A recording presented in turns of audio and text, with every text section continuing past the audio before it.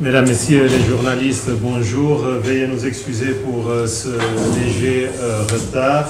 Merci également à ceux qui nous suivent sur Guira FM. Nous commençons ce point de presse à laquelle participent les porte-paroles de la force, Major Mbonza et l'adjudant-chef Alioune Kassé pour la police. Nous commençons avec quelques activités qui ont marqué la semaine, notamment la poursuite de l'opération sur l'axe Kagabandoro, Dekoa, Sibut, avec cette intervention dans les villages de Badja et Zamali par les casques bleus pour maîtriser la menace du FPRC. Également, au cours de cette conférence de presse, le porte-parole de la police parlera notamment de cette formation qui vient de s'achever sur les techniques d'enquête criminelle, une formation à laquelle ont pris part des éléments FSI. Vous savez, nous poursuivons des activités de réduction de la violence communautaire et dans ce cadre, des ex-membres de groupes armés se sont formés et ici vous avez des images d'une formation, d'une initiation à l'informatique au profit d'ex-combattants par le contingent pakistanais à Kagabandoro. Il y a également les activités sociales et d'appui aux populations par la force, notamment des campagnes médicales. Sur la photo de gauche, ça se passe en Guia avec les casques bangladais et une campagne de nettoyage d'une école dans la zone de Birao. C'est avec les soldats de la paix zambiens. Je parlerai également pour finir des violations des droits de l'homme avec les statistiques au cours de cette semaine. Et pour finir, les activités de sensibilisation. Il y a des parties du pays où il y a la violence, il y a d'autres parties où cette campagne se poursuit. Et parmi ces zones où il y a eu des incidents, Bambari, des rumeurs de meurtre sur fond de division communautaire ont provoqué lundi et mardi des incidents graves à Bambari dans la préfecture de la Ouaka, au cours desquels des individus armés présumés affiliés au MPC, mais également d'autres individus armés ont attaqué la police et la gendarmerie nationale, vandalisant le commissariat de police et attaqué la MINUSCA. Au moins 8 personnes ont perdu la vie au cours de ces incidents. Les bases de certaines ONG ont également été pillées. Conformément au mandat de la mission, les casques bleus continuent à assurer la protection des populations ainsi que des institutions. Après les attaques, la MINUSCA a repris le contrôle de la ville et assure la protection de plusieurs centaines de déplacés par ces incidents. La MINUSCA condamne toute tentative de justice populaire ainsi que les actes de représailles et de pillage qui constituent les crimes. La MINUSCA travaillera avec les autorités centrafricaines pour que les auteurs de ces incidents soient appréhendés et jugés conformément au droit pénal centrafricain. Avec les forces de sécurité et la police de la MINUSCA, nous travaillerons également sur les prisonniers qui se sont évadés une fois que les conditions de sécurité seront rétablies. Et nous travaillerons également dans la sécurisation de cette prison. Ce n'était pas le cas. Ce n'était pas une sécurisation par la MINUSCA. Au chapitre des droits de l'homme, comme je le disais, au cours de la semaine, il y a eu 44 incidents d'abus et de violation des droits de l'homme qui ont fait au moins 50 victimes. Tout cela a été documenté par la MINUSCA aussi bien à Bangui qu'à l'intérieur du pays. Les auteurs présumés sont d'une part les groupes armés et d'autre part des agents de l'État. Le DDR se poursuit avec notamment le projet de réduction de violences communautaires à Abouar avec des kits agricoles aux bénéficiaires.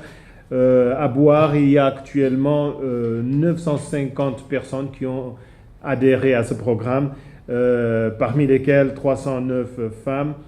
À Berberati, cette initiation et la formation au CVR se poursuit dans des filières de couture et d'informatique. Ça se passe également à Bambari et à Bangassou, où l'équipe de la MINUSCA a remis des certificats aux futurs bénéficiaires de cette formation. Beaucoup de ces violences, et on l'a vu également à Bambari, sont le résultat de rumeurs qui ont le potentiel de détruire la cohésion sociale. C'est pour cette raison qu'au cours de cette semaine, la section des affaires civiles de la MINUSCA a mené une série de formations, de sensibilisation à l'endroit de femmes et de jeunes à Bouar, à Bambari et à Mobaye sur la cohésion sociale, la paix, la tolérance, mais également sur le rejet de l'engagement des jeunes dans les groupes armés. En plus de cette sensibilisation, la MINUSCA, et ça se passe à Pawa, est en train d'appuyer les autorités locales dans l'installation et la revitalisation des comités de paix dans la région. Au sein de la MINUSCA, l'unité conduite et discipline entame ce mercredi une formation à l'intention des commandants de la force et de la police pour la prévention des abus sexuels ainsi que des cas d'exploitation. Ça fait partie des mesures qui sont en place par la mission pour faire face à ce fléau. Et avant de donner la parole au porte-parole de la force, je voulais juste rappeler, vous le savez sans doute, le début du Ramadan cette semaine, un mois sacré extrêmement important pour les musulmans du monde entier. La MINUSCA souhaite un bon Ramadan aux musulmanes et aux musulmans centrafricains et formule le vœu que ce moment d'intense spiritualité et de solidarité participe au retour de la paix entre toutes les communautés centrafricaines. Major, la parole est à vous. Merci. Assez Watimbi, journaliste, Mbibara Lakoué. Après les malheureux incidents survenus à la paroisse Notre-Dame de Fatima, dans le 3e arrondissement de Bangui, il y a presque 2 semaines, où des bandes criminelles ont pris pour cible les paisibles populations qui participaient à une prière, la situation sécuritaire dans la grande partie du territoire national se caractérise par un calme relatif en dehors du climat de tension orchestré par ces mêmes bandes, notamment avec des tirs dans les positions des casques bleus. La force de la MINUSCA ne cesse d'intervenir pour enrayer leurs projets et contrôler la situation par la mise en place d'un dispositif mobile approprié et adapté afin de sécuriser la population. La force de la MINUSCA, en collaboration avec la police, les FSI et les FACA, reste plus que jamais ferme et déterminé à défendre la population centrafricaine en appliquant son mandat.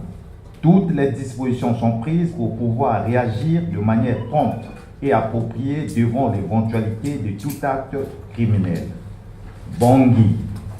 Un calme prévaut dans la capitale, notamment dans le 3e arrondissement, après les actes de violence survenus perpétrés par les éléments criminels de force et ceux de 50-50 qui se sont évertués à tirer sur les positions des FACA et des casques bleus au pont Yakité, Jackson et à Castor. La riposte de la force de la MINUSCA ne s'est pas fait attendre. En accentuant les patrouilles pédestres et en renforçant certains points de contrôle de cet arrondissement, la force de la MINUSCA, en collaboration avec les FACA et les PSI, a pris les dispositions nécessaires pour assurer la protection de la population désabusée par ces bandes criminelles. La force de la MINUSCA va continuer à réaliser son défi inscrit dans son mandat, qui est celui d'assurer la protection de la population afin qu'elle puisse vaquer à ses occupations quotidiennes et la reprise du cours normal de sa vie. Situation dans les régions. À l'ouest, un calme prévaut dans plusieurs localités de cette partie, en dépit de quelques actes isolés de violence provoqués par les groupes armés. C'est le cas du village Belinga, ce 14 mai, à 15 km de Makunda, à la frontière avec le Tchad, où les éléments non identifiés ont attaqué ce village, tuant une personne et provoquant un déplacement des habitants de ce village. La force de la MINUSCA tente de créer des conditions nécessaires pour permettre aux populations de regagner progressivement leur domicile en paix, de circuler librement et de vaquer à leurs activités quotidiennes. Le centre.